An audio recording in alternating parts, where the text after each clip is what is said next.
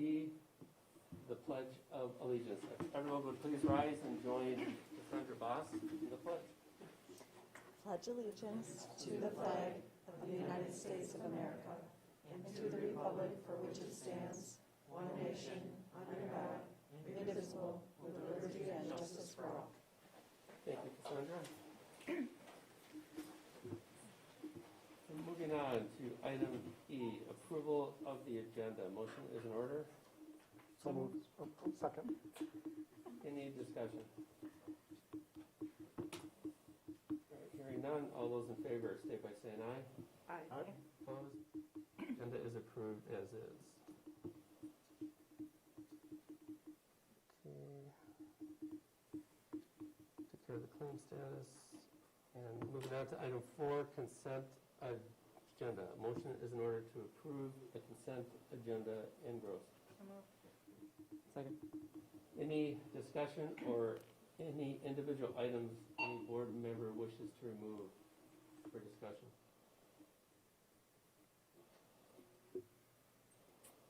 Okay, hearing none. All those in favor state by saying aye. Aye. Opposed? The consent agenda is approved in gross. Moving on, item 5, clerk's report. Our clerk and acting clerk are absent but excused here this evening, so I will ask our treasurer to review the tally sheet. You want me to just go through it, or? Sure, that's fine. Okay, I'll go through it. So the certification of the Board of Canvassers. We, the undersigned, certify that we are the members of the Board of Canvassers for the Muskego Norway School District. We certify that the attached tabular statement of votes cast and summary statement of the Board of Canvassers, canvassed and prepared by us, are correct and true as compiled from the original returns made through the Muskego Norway School Board clerk. We further determine and certify that the following persons received the greatest and the next to the greatest number of votes for the respective office for which each was a candidate on April 6th, 2021. The candidates with the highest vote counts were Terry Boyer, Kevin Zimmerman, and Tracy Blair in that order. Were signed by the Board of Canvassers and authorized and approved by the acting clerk, Brett Hyde. And just for the edification, we have already sworn in Mr. Zimmerman and Mrs. Boyer, who are not here this evening. And I will ask right now if our deputy clerk could swear in Mrs. Blair for her 3-year term. If Mrs. Blair would please stand.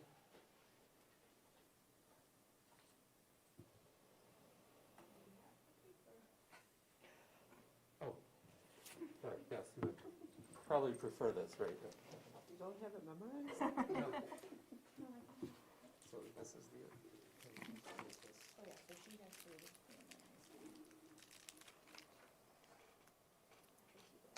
So, tell me this. Okay. Tracy, would you please raise your right hand and repeat after me?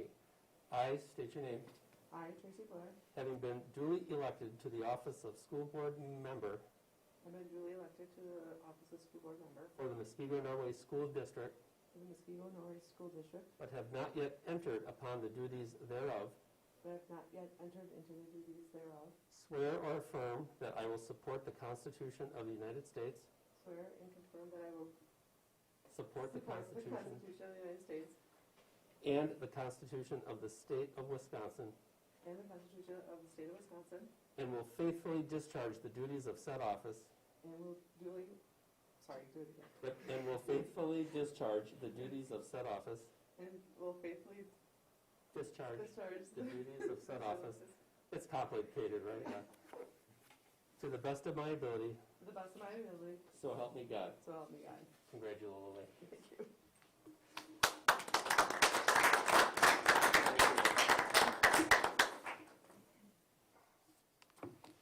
Congratulations, Tracy. Congratulations. As I said, Mrs. Boyer and Mr. Zimmerman have been sworn in. So with the Board of Canvassers and all the official acts have now become complete. Thank you very much.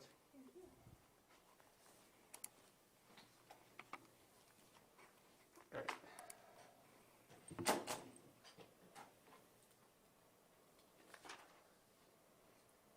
Now move on to item 6, student representation.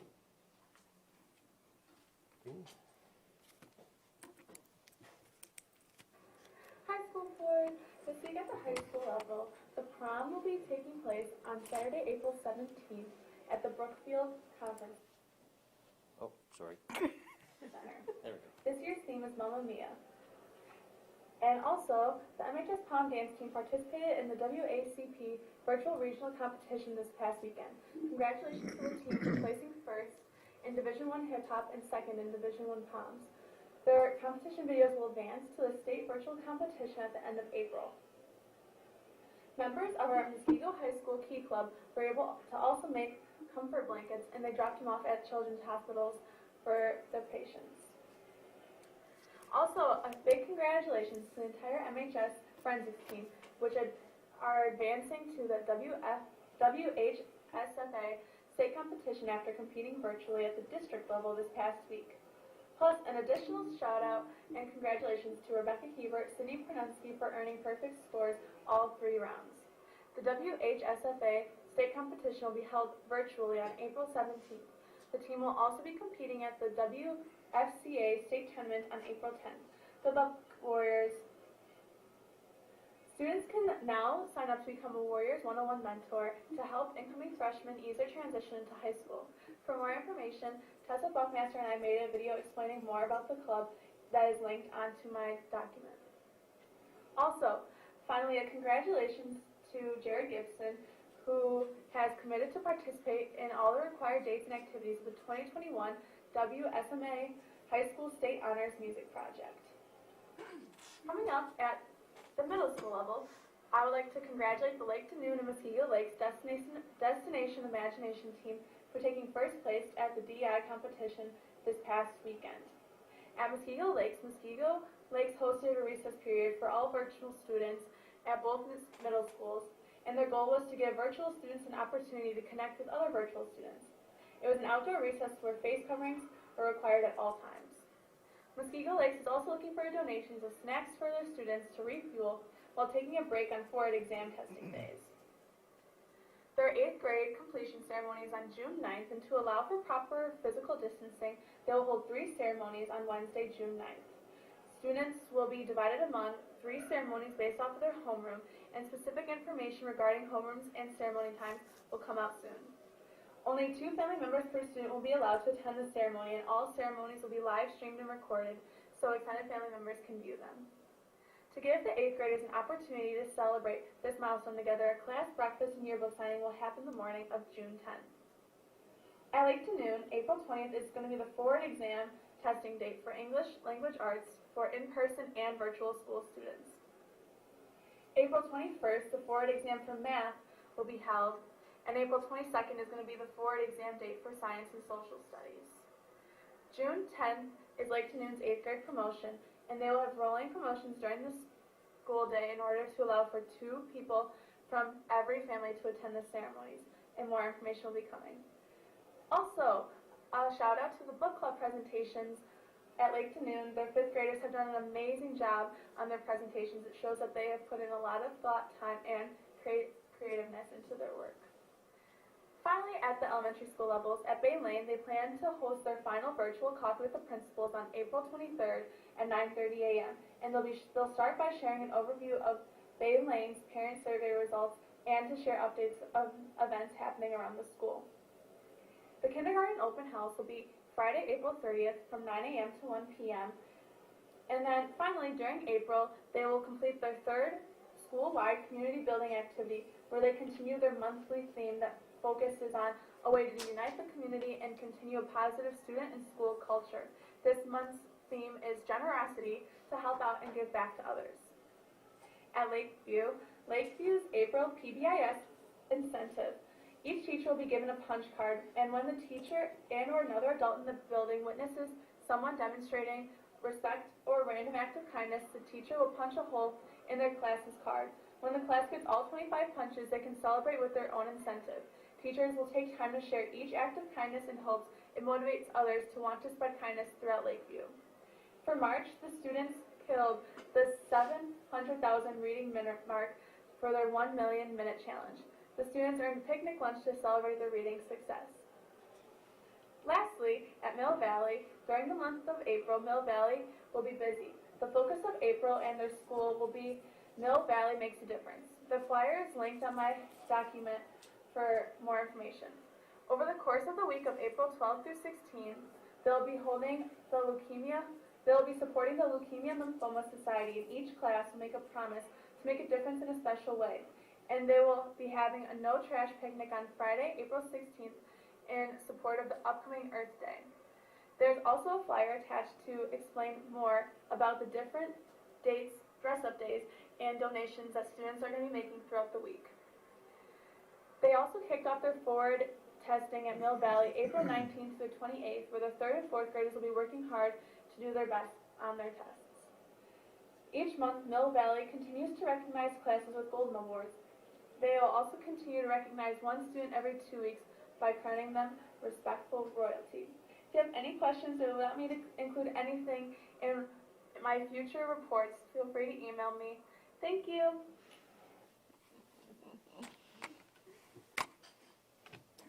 And thank you, Laura Duffy. She has just certainly elevated our reports from our student over time, so we really appreciate that. Okay, moving on. Item 7, Superintendent's Report. Dr. Thompson. Well, we are joined by our wonderful principal of Mill Valley to be recognized for her recognition at the state level as a Herb Cole Leader Award winner. So I'm going to squeeze it out here for her. So join me up here. Okay, up, Robin. We are so proud of all of the efforts that you have put through and all the accomplishments that you have put through for Mill Valley. It is just an amazing elementary school for students, for staff. When we look at how well Mill Valley does in comparison to Waukesha County and the state, it's just amazing, and the journey that you have really brought on for Mill Valley as the leader over the, how many years? 8? 9 years. Oh my goodness. But just to think about where Mill Valley was and where it is now, it's just amazing. So thank you so much for everything on behalf of the district. We are just so tickled that you are here and with us growing. Thank you. Robin, we have a certificate for you. It's a certificate of appreciation. The Muskego Noe School Board congratulates Mill Valley Elementary Principal Robin Trott on being selected by the Herb Cole Educational Foundation as a 2021 Herb Cole Principal Leader. To be considered for this prestigious award, principals can be nominated by students, parents, colleagues, community members, or school district administrators. A rigorous screening process is conducted by a statewide committee of civic leaders, education-related groups, and program sponsors who review a multitude of nominees from which 12 public school and 4 religious and independent school principals, total of 16 participants throughout the state of Wisconsin, are selected. 16 in the entire state. Robin Trott was identified for setting high standards for instruction, achievement, and character, and creating a climate to best serve families, staff, and community. Muskego Noe School Board commends Robin Trott for her excellent leadership ability that brings honor not only to herself, but to the Muskego Noe community, and to her students to learn, to grow, and to succeed. Signed by the officers of the school board. Congratulations.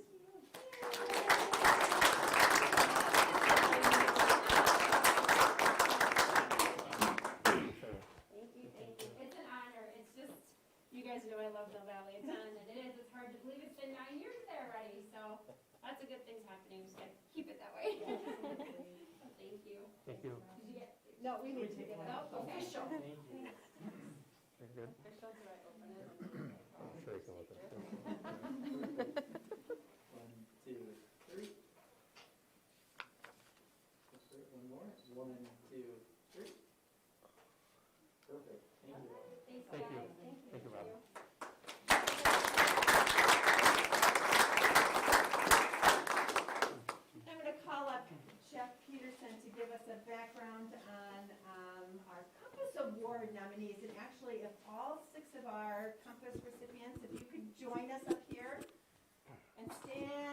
along this area here.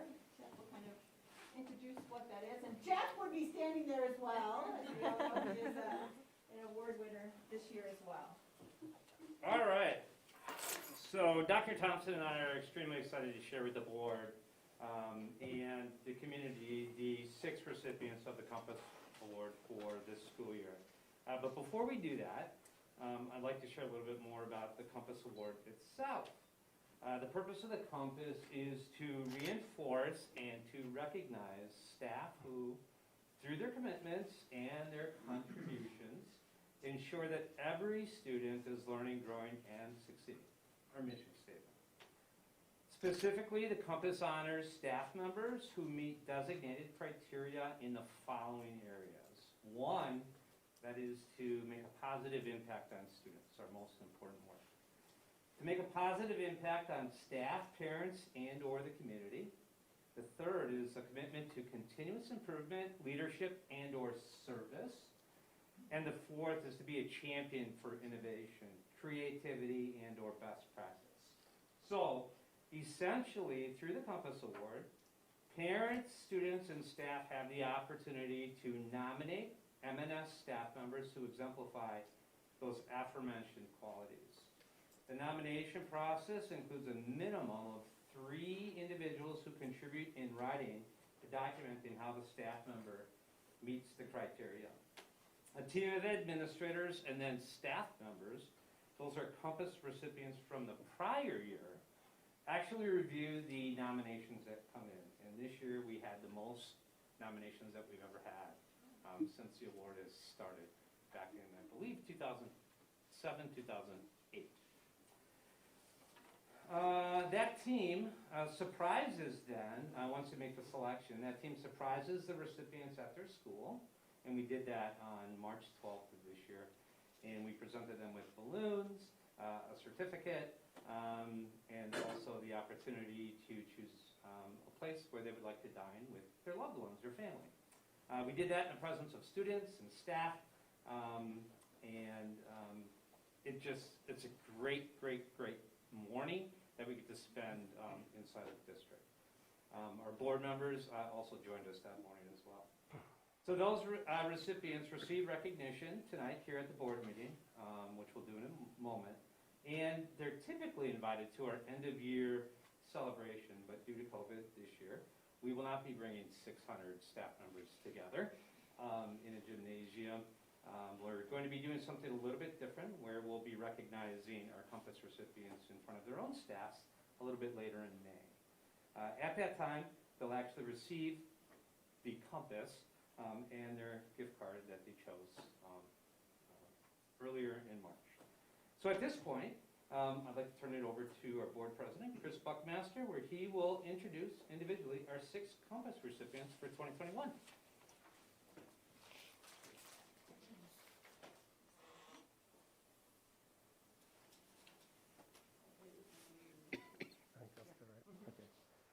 So, the Compass Award honors staff members who have been nominated by parents, students, and/or colleagues, and exhibits positive impact on students, staff, parents, and the community, and has demonstrated a commitment to continuous improvement, leadership, and service. We thank each recipient for being a champion of innovation and creativity, and for their exceptional teaching and leadership ability that brings honor not only to their self, but to the Muskego Noe community, and ensures that every student is learning, growing, and succeeding. And we'll go through each of the... And just so the public knows, I'll let the public know each person's name and where they work, okay, and what they do. So Melissa Schrader, 2nd grade teacher at Mill Valley, if you want to just raise your hand so we know who you are. Mary Routman, 3rd grade teacher at Baleen Elementary. Matt Van Zeeland is building and grounds supervisor at Lake Nunu Middle School. And Darcy Reinders is an instructional assistant in special education at Muskego High School. And Jessica Fessler is a 4K virtual teacher at Baleen Elementary. And then Jeff Peterson is the assistant superintendent for Muskego Valley School District. So we're good? Okay. So We'll start out with Jeff Peterson, Certificate of Appreciation. The Muskego Norway School Board congratulates Assistant Superintendent Jeff Peterson on being named by Muskego Norway Schools as a recipient of the 2021 Compass Award. Jeff Peterson was identified as someone who eats, sleeps, and breathes commitment to the district. He is rooted in continuous improvement, leading efforts in gathering feedback through surveys, and fosters innovative ways to encourage administrators to think outside the box. Jeff's high energy, commitment to student learning, and continuous drive to be the best version of himself are a few of the many qualities that make him a leader of all students, staff, and families deserve. Jeff, on behalf of the Muskego Norway School Board, congratulations and well done. Thank you.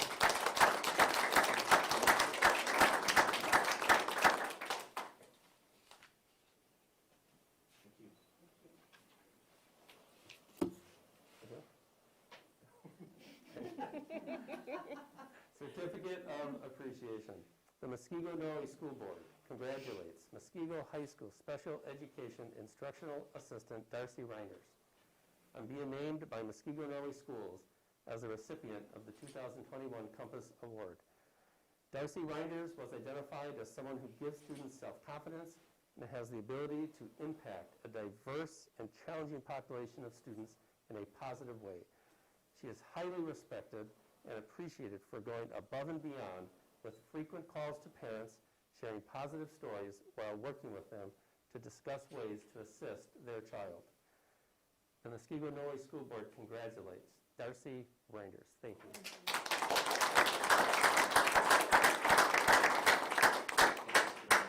Congratulations. Thank you.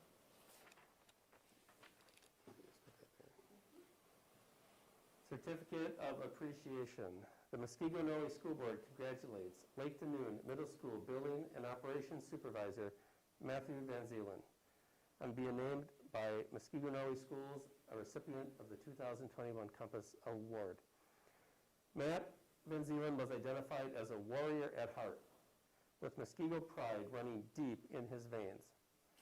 He builds relationships through daily conversations and interactions with students and encourages students to be respectful, responsible, and kind while always thinking of the big picture and the good of the whole district. Matt, on behalf of the Board of Education, congratulations.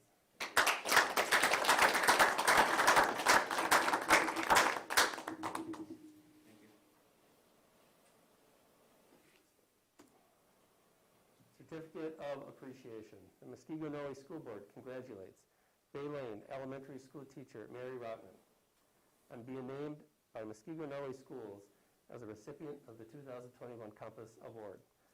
Mary Rotman was identified as a teacher that creates a positive, engaging, and loving classroom community. She is thoughtful and reflective in her instruction and holds herself to a high professional standard while remaining modest and humble. On behalf of the school board, congratulations. Thank you.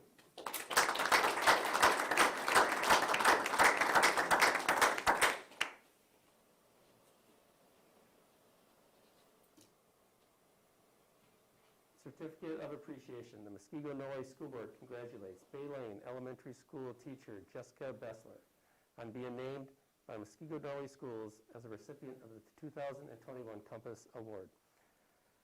Jessica was identified as a teacher that has found ways to engage her 4K virtual students and make them excited to come to her virtual meetings. She is a leader in tech support and is always willing to help others with their virtual needs. On behalf of the Muskego Norway School Board, congratulations.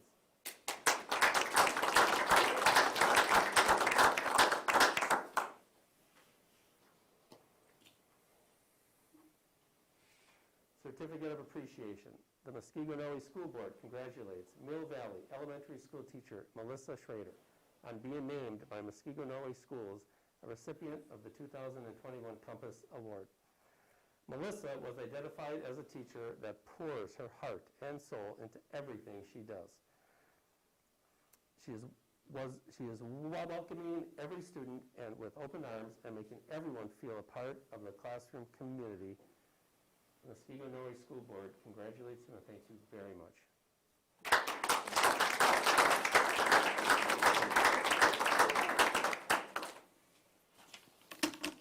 Fantastic. So if you just want to face this way, we'll take a group picture of everybody.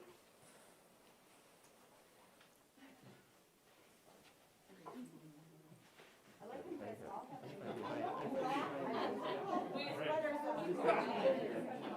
except for Jeff. Jeff didn't get the memo. Kind of looks black though, right? 1, 2, 3. Good. One more.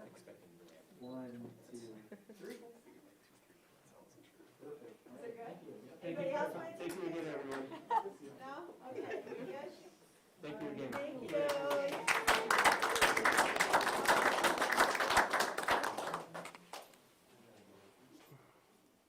Nicely done, Joe.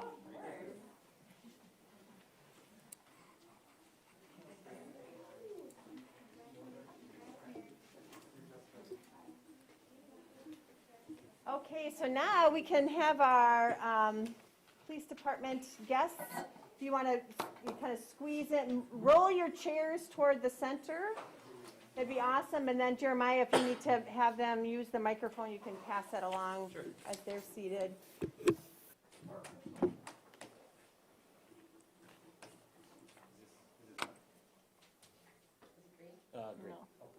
Oh, are you going to be showing stuff on here?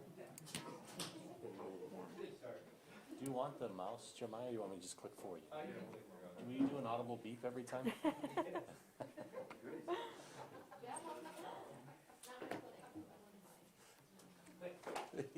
can you introduce everybody?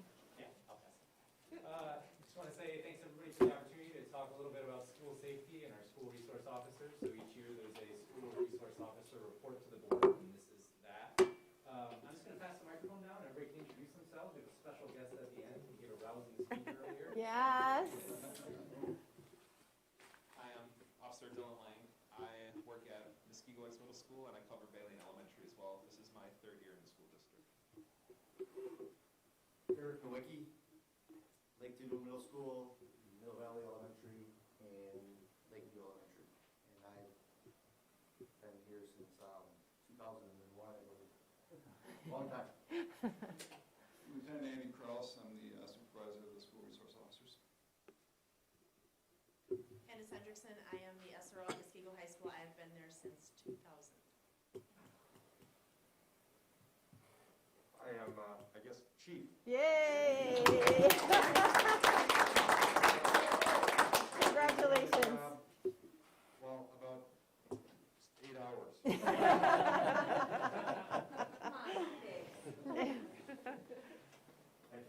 you. So what we'll do is just go through a little bit of school safety. I got some data that will help center us around a lot of the work that's done, not only by the SROs, but by our district as a whole. It's slide. So our tech department and some of our programmers put together a really cool survey that we sent out to 800 new families. So new families to 4K, to kindergarten, anybody that's come into the district over the last 2 years. And we asked the question, what are your top priorities, or what were your top priorities when you selected the Muskego Norway School District? And so, per usual, we would expect academics coming in at number 1, but the second highest rated thing was school safety. So, not only is it a reflection of our school district, but the people that choose to come here, it's a value as well. And a lot of other great things came out of that survey, but that really stood out as a top priority. Just to ground us in where we were last year when we were talking about school safety, I thought we'd take this one out of the vault. So it was exactly a year ago today where we were kind of keeping track of what was happening with COVID. We started to operationalize in teams to talk about what we would do if COVID hit home near us. This was the exact slide that we shared at that time, where we were talking about curriculum and tech planning and working with key service providers to figure out what we would do in the event that COVID came this way. And boy, it took us all of 2 weeks before it did. And so it really shifted what we did. Interesting to note, under school safety is continuity planning. And I I would just say from a district perspective, we did a fantastic job of transitioning into a model that I don't think anybody could have anticipated more than a year ago. So it took an all hands on deck approach from food service to technology to curriculum, and it was all hands on deck for our entire system. So it's a good nod to our safety program too. Some new news and some continuing work. So we've been actively working to deploy something called Speak Up, Speak Out Wisconsin. So you may see some of us wearing some gear or some signs around. This is an anonymous reporting tool that's monitored out of Madison. So if a student feels threatened or even witnesses a crime and they want to anonymously report something, they can call this tip line. The tip line people then have all of our phone numbers to patch us into whatever's happening. And if they can't get a hold of a school official, they'll refer to the police right away. So this is a great resource. We tried to pull something like this off in-house, but the concern was, are we all connected 24/7 if something were to happen on a Saturday night and somebody's not next to their phone? So it was a good resource, and we're continuing the rollout process. Jamie's actually working with a team of students to make some promotional videos that'll help spread the word amongst peers. We're continuing our STORM program. So for those that may not know, we are federally certified as weather ready, and so that means all of our drills are in compliance with federal rules and regulations, and we have some great processes in place to help with that. So this year, rather than doing our normal tornado drill, we did a virtual tornado drill, which was just last week Thursday. So the city blew their sirens, and we did some things in the classroom and talked through what we would do in the event of a tornado. Our student services team has joined a consortium in the region of other folks, other school districts. It's called the Trauma Informed Care Group, so that in the event that we ever had a disaster here and we weren't prepared to take on what happened, because maybe we're at the center of what happened, we can bring in colleagues from other districts to support us through whatever that might be. And so that was a extensive training that lasted most of last year and into this year, and we'll continue that process as well. And 10% of our staff have been trained in adolescent and mental health. So that's something that we did to satisfy some grant requirements that we had recently. It was also really good learning, and a lot of our staff got to partake. Some other new things, we've talked about it before, but maybe not necessarily at the board meeting, but we have installed some vape detection software in different places in the district. We're not going to identify where, but it's there. The vape detectors will sound if somebody is vaping in the area of the detector, and it can detect very fine particulates, and it also can detect THC. So this is something that we've been using. Maybe the SROs could touch on that later with some of their experience with it. We also added a new technology, so we have 400 cameras in the district, and we added a feature called suspect tracking. So you're looking at a four-way hallway, so some of our cameras have a fisheye, so you can see all the way around. We're able to now, those green dots, we can follow people as they walk through the building, whereas before we would kind of clumsily click through cameras, and when you have 400, they're all named something else. It's kind of hard to find what you're searching for, so it allows us to follow anybody that would be walking through the building using that technology. Slide. I'm just going to share a few data points. So we ask parents, students, and staff about how they feel about their safety at school, how they feel about their child's safety, and how they feel about working as far as their workplace safety. And so the first one I'll share is what parents had to say to the question, my school provides a safe environment for my child to learn. So on the right is a scale from 14, 15, all the way up till this year, and they'll see that this year was the highest ever rating of them feeling safe about their child's learning environment, which is even huge because they may have been thinking about mitigation measures. They may have been thinking about, active violence in the schools. There's so much that we could think about in that question, so it was really encouraging to see that that was the highest that we've ever received. The next one is asking students the same question. It's been something we've been trying to figure out for a while, but students' safety perceptions have gone down a little bit each year, and so we've been trying to focus efforts on who doesn't feel safe at school, why don't they feel safe at school, and we've been able to dig pretty deep into the data to find certain pockets of students that feel less safe than others. And some of our SROs last year were working directly with those kids. So this year, we actually tied our highest measurement, which was back in 2017 at 4.11. So that was also a really good indication and moving in the right direction. And lastly, we asked staff 3 questions. We asked how they feel about the SRO's customer service, how they feel about how the SROs engage with students, and how the SROs contribute to them feeling safe at work.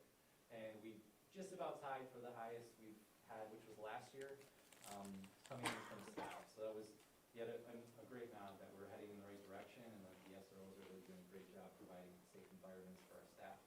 There's also a Wordle there, which I'm anticipating everybody can read every word. But a lot of great things and positive things in that little thing. And the biggest words are the words that are repeated the most, and the biggest word there is students. So we're asking questions about SROs, and students are sort of the same as the highest. So I think that's a nod to their work with students. This one is just a litany of different things that we have in place. Some of them we won't talk about where and how and why, but just a lot of different things. And recently, you guys may have heard there was a board election, and I got a lot of phone calls from prospective board members and some of our own asking about different aspects of school safety, and it was really great to share the things that we've done as a district over the course of decades. This isn't just last year, this is every year continuing to build on our safety plans and introducing new technologies and measures, so just a lot to be thankful for. So with that, any questions for me regarding the data or the slides?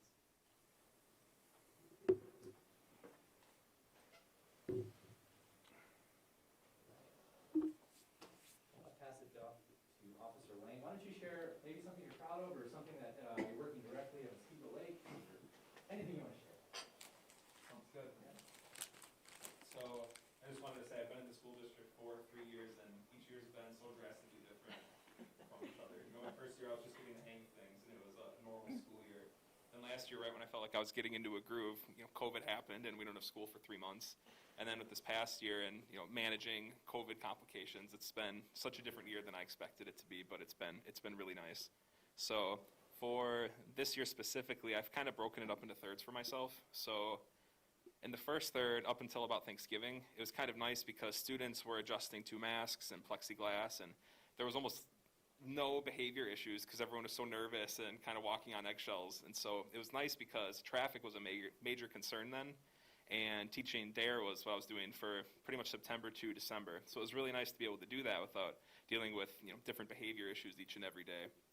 Then from Thanksgiving until about mid-February, Officer Hendrickson was out at the high school, and so it was really nice to be able to go into the high school every other day and work with the administration there, who's amazing. I really enjoyed my time there. And it was nice too, just because there was different things like the vape sensors there that we don't have at the middle school level. And interestingly, they don't just pick up the particles from tobacco products or THC. They're actually tamper-proof as well. So we learned that if a student punches one, it'll start going off like an alarm. And watching on camera as 12 students run out of the bathroom at the same time because one of them got punched, it was kind of comical. And just adjusting to things with COVID too, like when we do our canine searches at the high school, remembering to turn off the Google Meets before we let the canine come in, just to make sure that no one's watching on the screen. So just different things that you wouldn't consider before. And then for this last third of the year, the students have adjusted their use to the plexiglass and the masks. And, you know, even our most well-behaved kids, they've turned into total tubers. So it's just been, you know, everywhere you look now in a different direction, there's something happening. And it's nice to have traffic figured out and have the DARE program done to be able to handle those things. So something that I would say I'm proud of, student engagement is really important to me. And so now that the DARE program's done and, you know, things are going well from a safety aspect, I try and be in the lunchroom and walk the hallways a lot to see students and have conversations with them. What I noticed is, there are certain tables I would tend to walk past because I didn't have as much in common with those tables, and when I would try and talk to them, it would be a little bit tough. What I realized is kind of a common theme that these tables would like is, for some reason, watching anime. These students always have like the most creative costumes that they come in as. Their hair is always like some amazingly colorful, you know, thing. And so I decided to make it a point to get to know these students. And so while I'm working out at home, I turn on anime now and I watch it. And it's been amazing to watch like the relationships I can build with these kids now. We're like from all the way down the hallway, a kid will be like, Officer Lang, what season are you on? Season 2. And you know, we end up having like conversations I would have never had before. And so it's just been really cool to be able to build a relationship with those students that I found it hard to earlier. So.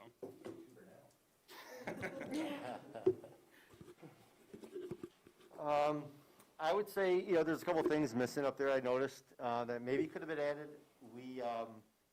Some of us do the pre-K when they're doing Safety City, so we get them as ankle biters when they're real tiny and go into the St. Paul's to learn Safety City and that, so we've been involved in that.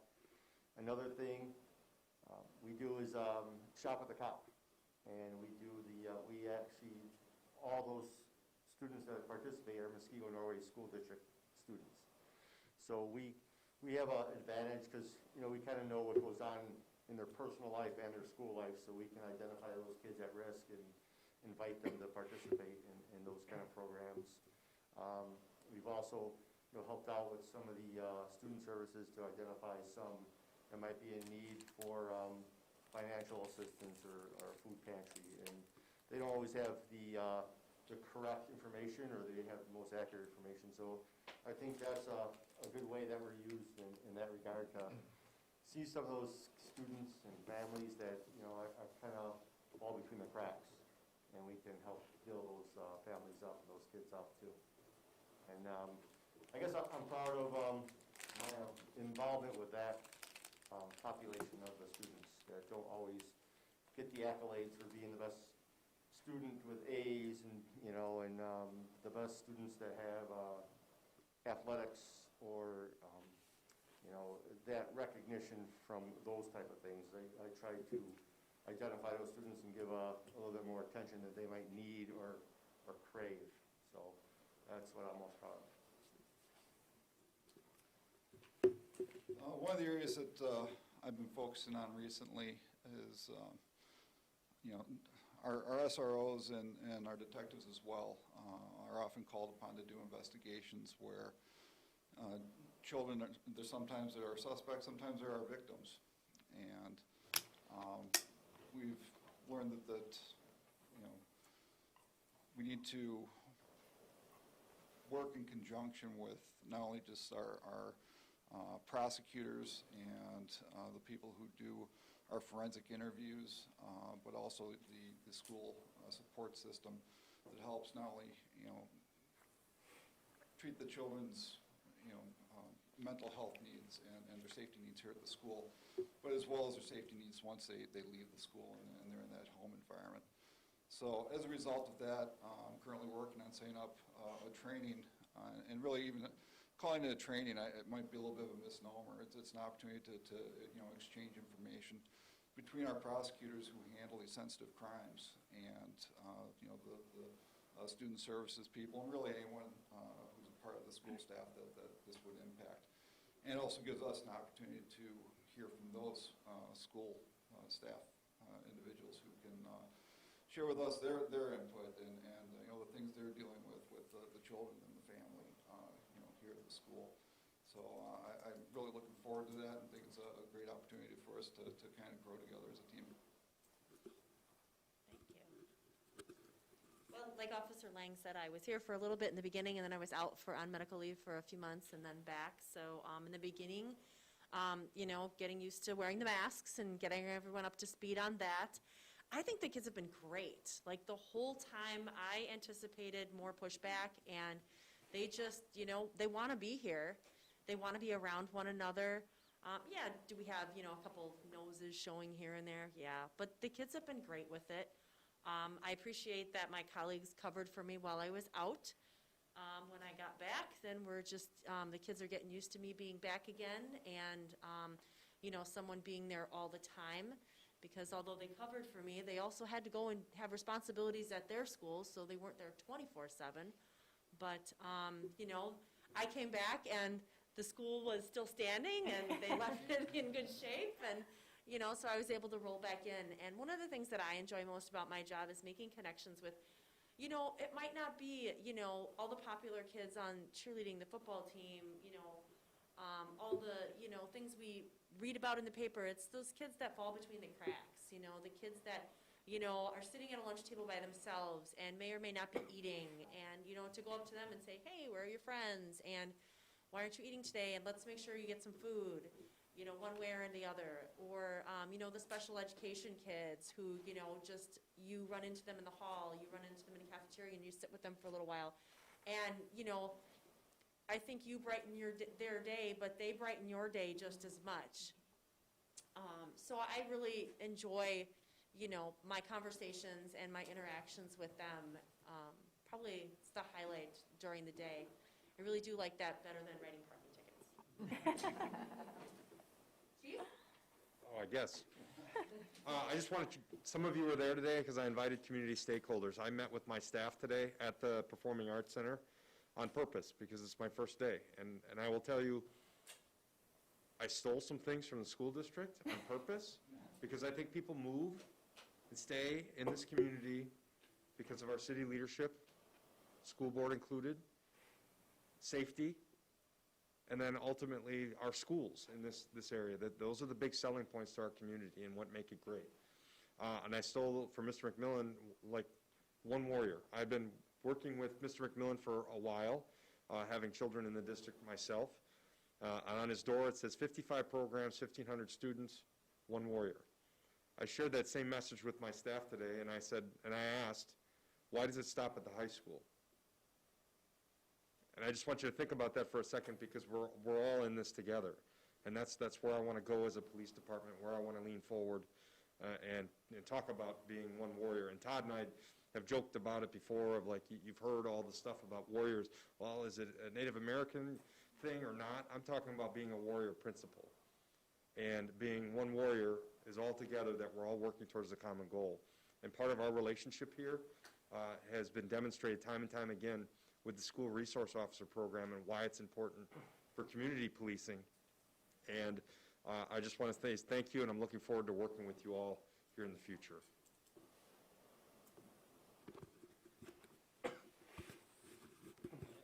So, questions you have for the SROs? Or Chief? I just want to thank all of you guys for all the hard work that you do, plus all of the time that I get to spend with you at Police Academy too, at Citizens Academy, which has been fun so far. But no, I do appreciate the bonds that you have with the families and the kids because it does make a difference, and I appreciate that.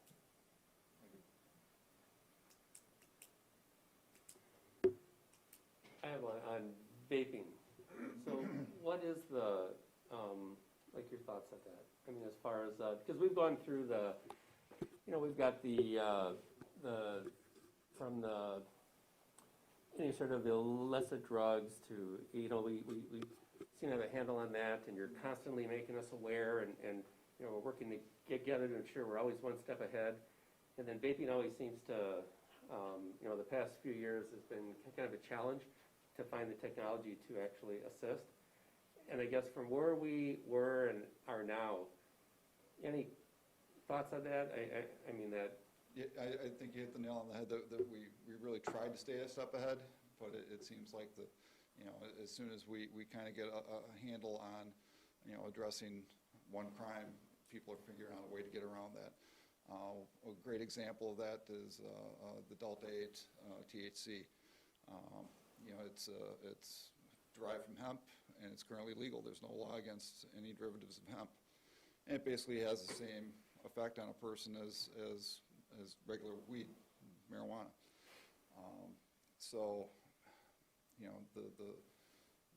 One of the main ways that that's ingested is through the vapes. And so, yeah, we're seeing not only the problems with vapes that have nicotine and all the health effects that those have, but they're also finding ways of ingesting, THC and now this Delta 8 THC. So it's just, we really do our best to not only take enforcement action when we do encounter it, but also to educate. The kids need to learn the long-term effects that these habits are going to have on them. And as well as the parents. There's even parents out there who have the perception of viewing vapes as a healthy alternative to smoking, which is, clearly the science has proved it's not. It's something we just need to stay on top of. Muskego is actually one of the first communities to test a lot of the vapes for THC. So anytime our SROs are encountering these vapes, they're testing the liquid inside of them for THC. Just the possession of the vape alone will result with a citation and whatever school sanctions are imposed. And then on top of that, if we do find THC in it, citations are issued for that as well, which also have, I believe, mandatory court appearances for people under 18. 17, okay, thank you. It's something we just have to try and constantly stay on top of. The canine searches are also valuable for that, even though the THC is in kind of that different form than the dogs were originally trained on. When we got these dogs years ago, we weren't finding THC inside, liquid vapes. But they will hit on those, so that just staying on top of the canine searches, I think, is really a step in the right direction for, keeping the kids honest that you can't be bringing that stuff into the school. Do we only have the vaping things in the high school and not the middle school? Correct. If I could just speak on it too, this community still supports the DARE program, thankfully, and obviously Dylan and I are a big believer in it, and you can't save every kid and so on. But it's not part of the DARE curriculum, the vaping part, but I know Dylan and I have spoken about it, and we do discuss it, and we incorporate it into the DARE program and talk about the dangers of it and the health effects of it when we talk about the tobacco part. So it is getting addressed at the middle school as well. So they know, and our experiences are, we think that, that starts as early as 8th grade, the vaping, and then goes on to the high school, and then it kind of, but we really try to educate the kids on that and let them know what the dangers are at the middle school level. If there's nothing else, I just wanted to, and so, I'm glad you brought up the DARE program, because that really, I think this entire board and community just recognize the contributions our police department actually does for not only our community, but the SROs for our school. We're always looking for a way to go above and beyond DARE, right? I mean, DARE's, it's not outdated, but it's been there, right? And you certainly don't disappoint. Each and every one of you go above and beyond DARE. And I just want you to know we recognize that, and we appreciate it. We all value this relationship we have, the school district and the city, and I agree. I think we all enjoy a very positive, healthy relationship with our leadership, having some of us have served on both, and so we appreciate that, and thank you. I mean, for everything you guys do, everything that you get up to help our students with, it is appreciated. So. Let's give them a round of applause. One last thing. I still haven't forgot saving my wife from the ditch. Oh. Shiny moment, see, Chief. Oh, yeah. Where am I paid? That was an interesting phone call. Well, thank you for the partnership. On behalf of the district, we are so much better off having the partnership with the police department as we do, and we just really appreciate it very much, day in and day out. So thank you, Jeremiah, for the leadership in this area, and thank you. And congratulations again, Chief. Yes, congrats. Okay, and as we're transitioning, just want to draw your attention to the contributions to the profession. Julie Kelly has a couple of presentations through WASBO, and Tony has let's see, what is that, the Learning Council. So just paying attention to that. And then Christy is here to give an update on our curriculum textbook resources, which will then be brought back for a consent item at our next meeting. Thanks, Kelly. So each year in the month of April, Courtney and I bring forward resources that are a result of curriculum reviews. So if you recall, last year at this time, we purchased 4K through 8th grade math resources.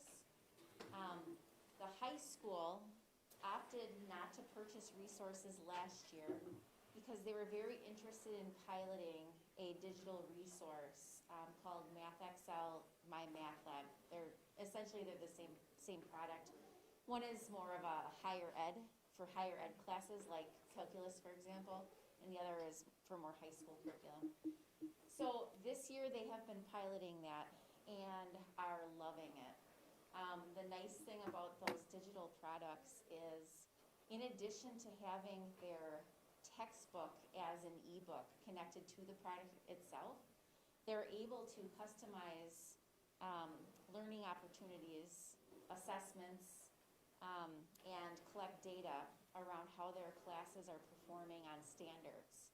So as we're working on our standards of focus and our guaranteed viable curriculum, it gives them a really solid opportunity to make sure that students are learning the standards that we've identified as being priorities. They're able to monitor progress on it. And when students need more practice, these products create individualized assessments for students. And so we're moving forward with a purchase of those products. And so you'll see MathXL and My Math Lab are the predominant resources that we'll be purchasing for the high school. In addition to that, the geometry textbook that they're using was found to be misaligned with the other resources that they were using. They predominantly use a Peterson textbook for math. Geometry was McGraw-Hill, and at the time that they purchased that, it was well in line with the mathematical practices that we were implementing. But we've grown since then, and the Peterson textbook is now in better alignment with what our current needs are. And then lastly, AP Calculus. Last year we purchased the textbook for AP Calc AB, which would be like Calc 1. Now those students will be in Calc 2 next year. And so the book that they're using currently is quite old, almost 20 years old. So it just needed to be updated.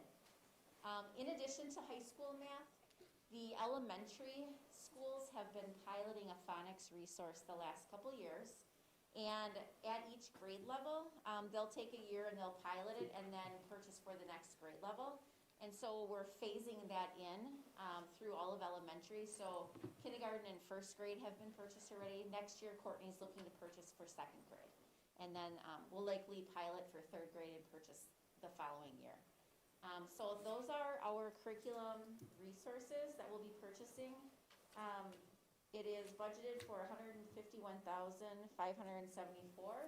and that is coming out of the teaching and learning budget for the 2021-22 school year. Any questions for Christy? So the algebra, you said it's all online. Do I understand that correctly, or is there a textbook associated with it?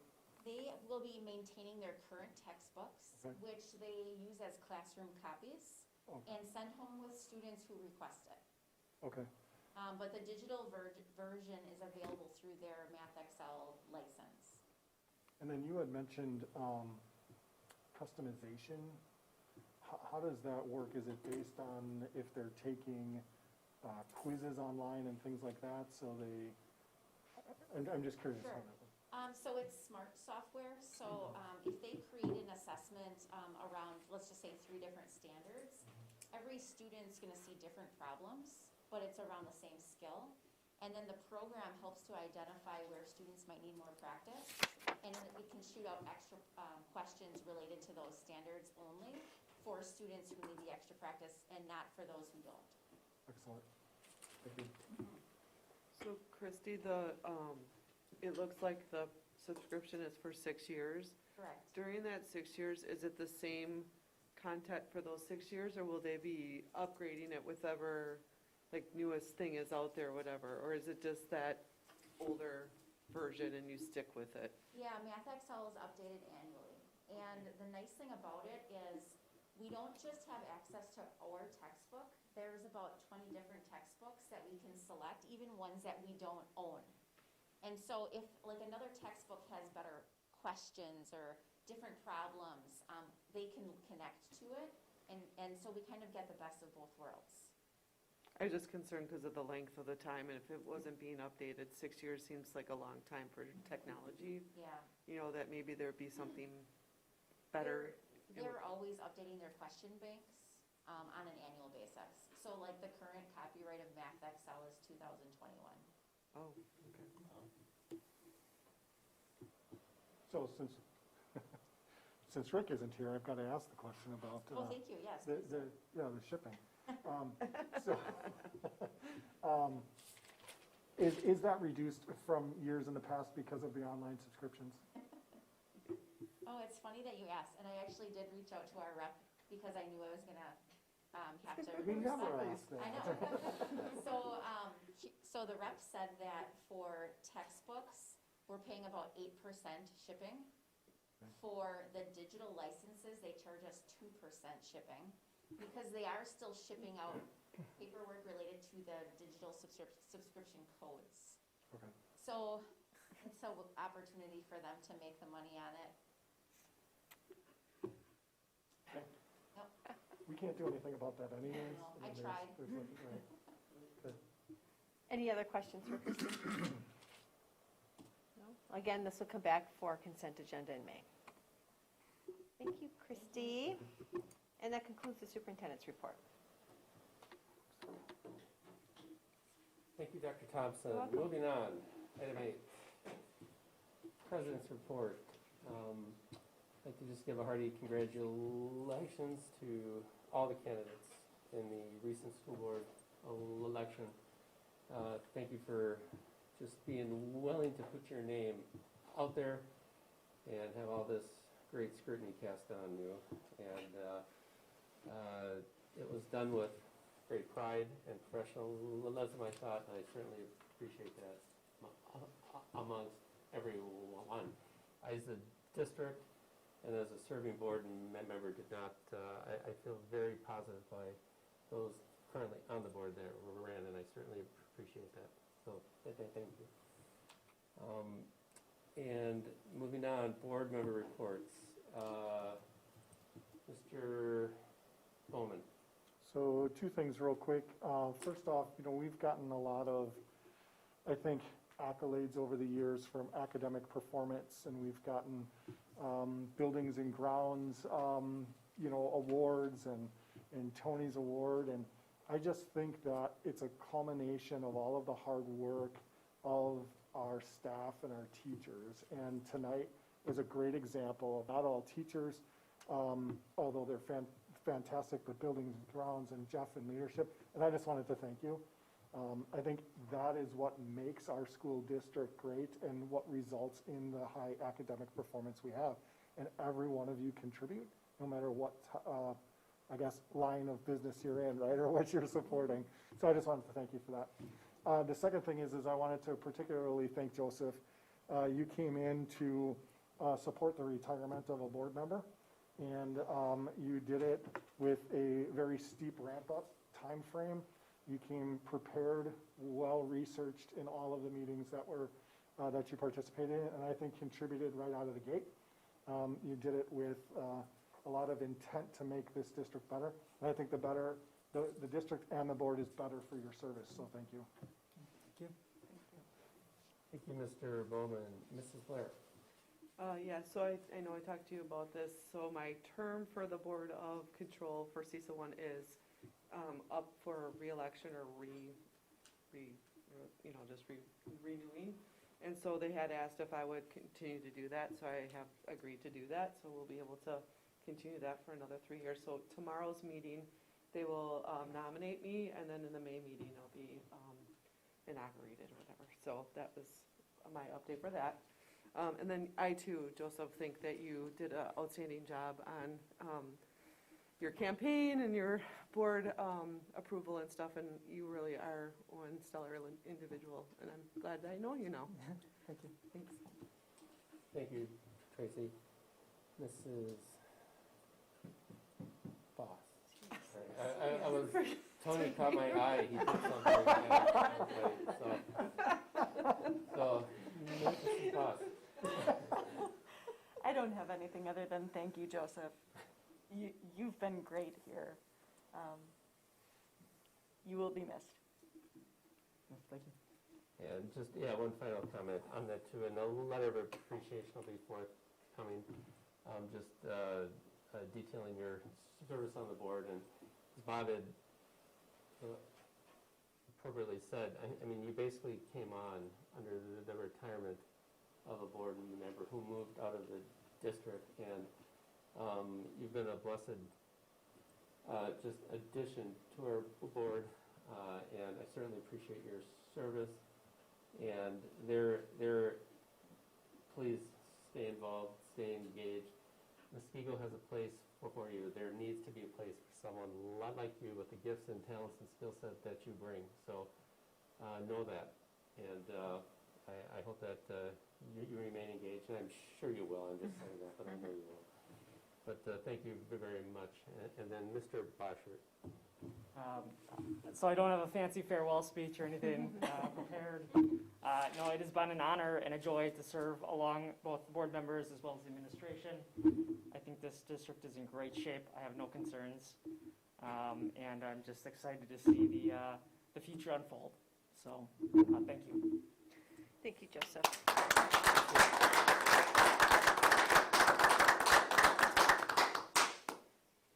Okay, moving on, committee reports, we have none. Moving on to item 9, resolution action items. A, board meetings revised. The motion is in order to approve the revised 2021-22 board calendar as presented below. So moved. Second. Any discussion? So what we have before you is just an adjustment. Did you have anything? I mean, I think we're good. So Yeah. we just have an adjustment based on comments that we've received. We've tried to pull out scheduled board meetings where we just didn't need one scheduled. We can certainly add board meetings if we have to. COWs are a good one. We have working sessions that are sometimes more appropriate for what we need to do rather than a formal get-together. But this at least gives staff an idea on what they need to prepare for and when they need to prepare for board, and gives us and the public, these are the meetings that will be formalized, and then if we need to add anything in between, we certainly can. So, any other comments or questions? No, you just have my husband off the break for February 14th, I guess. Okay. Should I say sorry on that one, or no? I'm not sure. I'm not sure how to respond to that one. Okay, so I'll just. I guess you know what that holiday means in our family. It's so much. No one seemed wanted to change that, so that's funny. No, it's all good. Okay. Anything else? I just can't believe that Easter's so late next year. Oh, yes. Holy cow, It April is. 17th. That's late. So we're good? Okay. All those in favor, state by saying aye. Aye. Opposed? Motion carries unanimously. Thank you. Moving on, item 9B, gifts, grants, and bequests. Motion is in order to approve, with thanks, the donations below. So moved. Second. Okay, and let me read these here.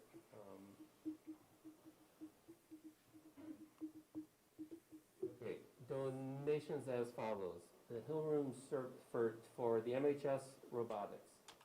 Hill Room services in the amount of $2,000. Touchpad electronics in the amount of $500 for a total of $2,500 for the Muskego High School robotics team. For the Muskego High School girls soccer. From the Muskego Warriors Soccer Booster Club, total of $1,500, which brings us to a grand total today of $5,000, along with a Sims family $300 contribution to the Lake Danune Middle School Choir Program. Any discussion? Thank you very much. Thank you. All those in favor, state by saying aye. Aye. Motion passes unanimously. Moving on to discussion items. Item 10A, 2021-22 budget assumptions. Julie. Well, it's Yes. that time of year again. We are in the first year of the state's biennial budget, so it's always a tricky year for us because we don't know what the budget is going to look like or when we will even know what the budget will look like. So the process right now is that the Joint Finance Committee is holding public hearings on the governor's proposed budget. And once those are complete, the Joint Finance Committee will then go into executive session and review all of the committee information that they received and make recommendations and or propose changes to the governor's budget. It'll then go through both houses and then head back to the governor, and we will know, hopefully, by summer, have a better idea of what the budget looks like. We are running scenarios right now based on what the governor has proposed, as well as variations of that. So just starting with our expenditure assumptions at this time.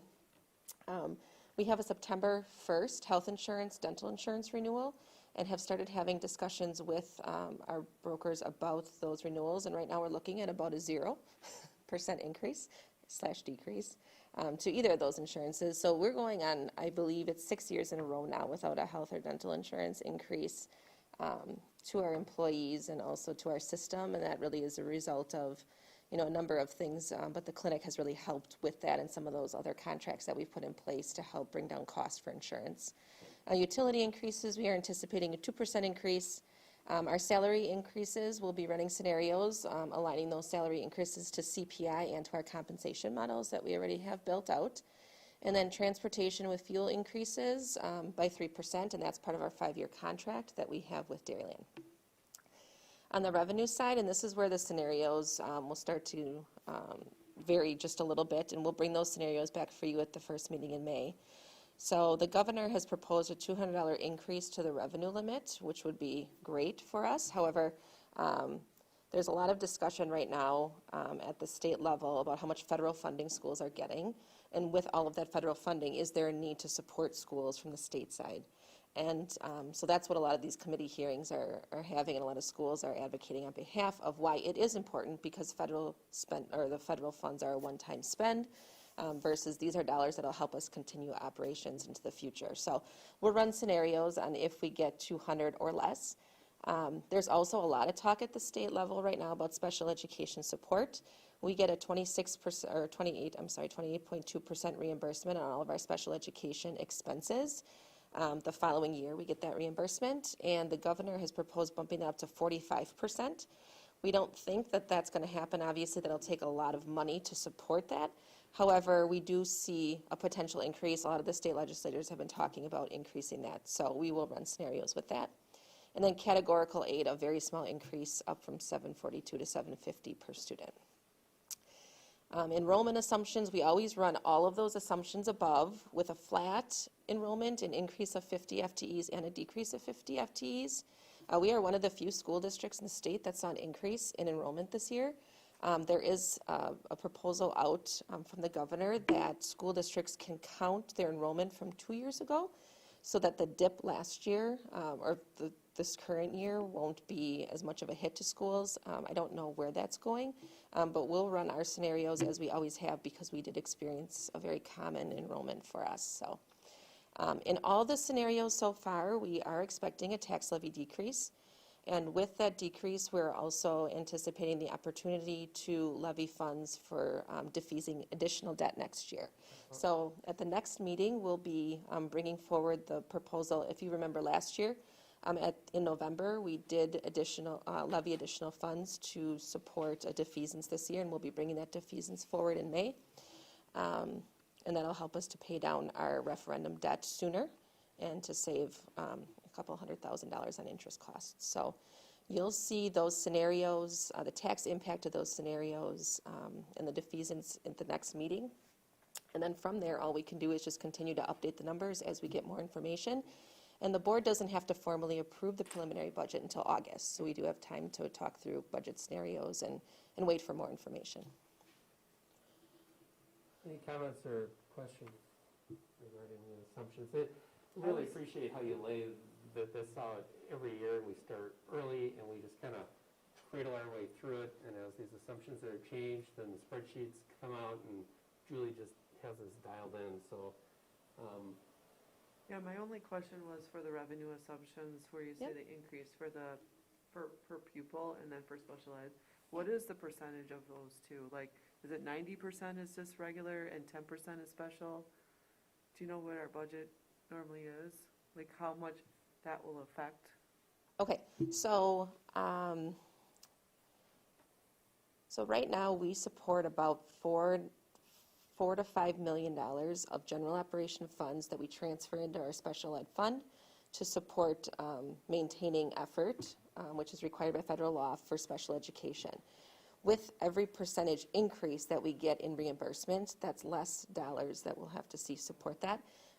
You know, that could range from $500,000 to $1 million, depending on what that percentage is. So it does have a significant impact, dollar for dollar, on our operational budget. Right, so I thought, okay. We're good? So we'll be bringing back more information about the budget in May, and then, as Julie indicated, continuing that through October, when we have our annual meeting. Yep. Very good, thank you. You're welcome. Julie. And then moving on to item 10, policy revisions. Joseph's got a document out there that really walked through things nicely, and then this is our first I or did add second. to that document too. Is this our first time? This is our first time, so Yeah. it'll be coming back two So more it's got times. 2 more times Yep. yet before, so Yep. if you haven't looked at that document, it's a good time to go through it, and then we can add or subtract comments, and but Yeah, because I just put links in the ones Sure. that I had Okay. in the document. yeah, that's a good Yep. way to do it, because then we all know and we can follow it, and then I didn't know if I was able to edit with it, but it seemed like I could, so I just added. Sure. And then put my name by it, just so you know who it was. Great. so any comments or questions right now on those, we have access to that document, so 2 more times. Okay. Moving on, item 11, information follow-up. We have our financials before you, data from the on-site clinic, our personal information memo. Any questions or comments on that? I do actually have a Yeah. question on the, when I looked at the, What one? the healthcare one. Oh, the on-site. Yes. Yes.